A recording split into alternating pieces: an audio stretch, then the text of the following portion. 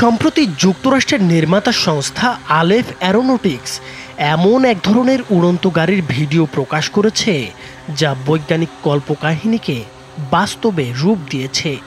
এই উদ্ভাবন প্রযুক্তির নতুন দিগন্ত উন্মোচন করেছে বলে মনে করছেন বিশেষজ্ঞরা।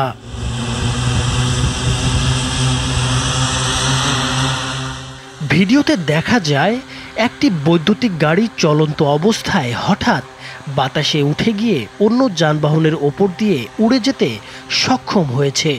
এটি শুধুমাত্র একটি পরীক্ষামূলক ফ্লাইট হলেও আধুনিক নগর জীবনের জন্য নতুন সম্ভাবনার উন্মোচন করেছে বলে মনে করছেন বিশ্লেষকরা।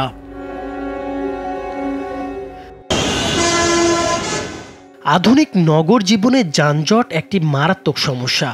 বড় শহরগুলোতে প্রতিদিন ঘন্টার পর ঘন্টার রাস্তায় আটকে থাকা এখন সাধারণ ব্যাপার। আলেফ অ্যারোনটিক্সের উড়ন্ত গাড়ি এই সমস্যার একটি সম্ভাব্য সমাধান হতে পারে। এই গাড়িটি রাস্তায় চলার পথে হঠাৎ উড়ে অন্য গাড়ির ওপর দিয়ে যেতে পারে, যা যানজট এড়ানোর একটি অভিনব উপায়। এই প্রোটোটাইপটি এমনভাবে ডিজাইন করা হয়েছে যাতে এটি রাস্তা ও আকাশ উভয় পথেই চলতে পারে। গাড়িটি হালকা ওজনের, 2 আসন বিশিষ্ট এবং এটি টানা 110 মাইল উড়ে যেতে সক্ষম। রাস্তায় এর সর্বোচ্চ ড্রাইভিং রেঞ্জ 200 মাইল এবং এতে রয়েছে অটো পাইলট ফ্লাইট ক্ষমতা।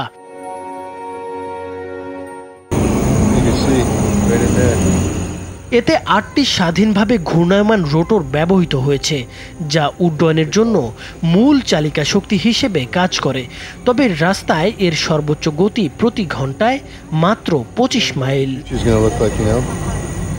ভবিষ্যতে এই গাড়ি শুধু ব্যক্তিগত ব্যবহারের জন্যই নয়, বরং জরুরি সেবা যেমন অ্যাম্বুলেন্স বা ফায়ার সার্ভিসের মতো সেবার জন্য জীবন রক্ষাকারী হতে পারে।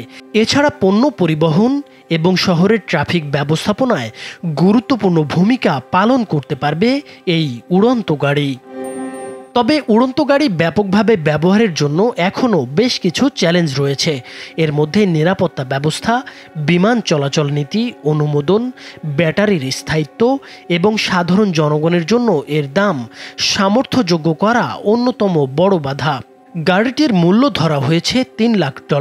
আলেফ অ্যারোনটিক্স ইতোমধ্যে এই গাড়ির জন্য 3000-এর বেশি অগ্রিম বুকিং পেয়েছে, যা এর বিপুল চাহিদার ইঙ্গিত দেয়।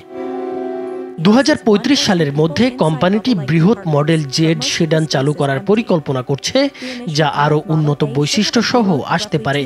আলেফের পরিকল্পনা অনুযায়ী ভবিষ্যতে এটি শহরের আকাশে একটি সাধারণ দৃশ্য হয়ে উঠতে পারে, যেমনটি আমরা ব্যাক টু দ্য ফিউচার সিনেমায় দেখেছি। নাইমুর হোসেন, মাছরাঙা টেলিভিশন।